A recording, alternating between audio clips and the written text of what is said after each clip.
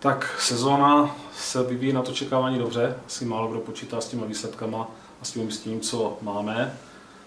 Jsem strašně spokojený s tou hrou, kterou předvádíme a myslím si, že největší výzvou teďka pro ten tým bude udržet ten fokus zápasový, tréninkový do konce sezóny.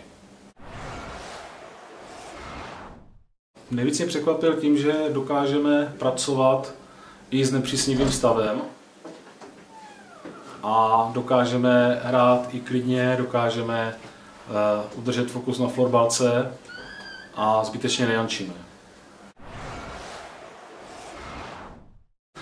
Určitě pokud postupíme do divize, tak budeme se muset podívat po nějakých posilách, budeme muset trošku víc konsolidovat B tým a byl bych rád, kdyby se podařilo posílit i realizační tým téměř ve všech kategoriích, ale i u těch mužů a u mužů Bčka.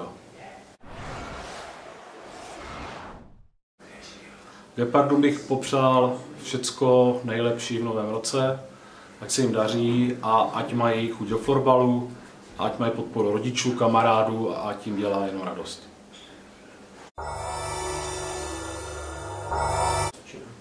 Tak.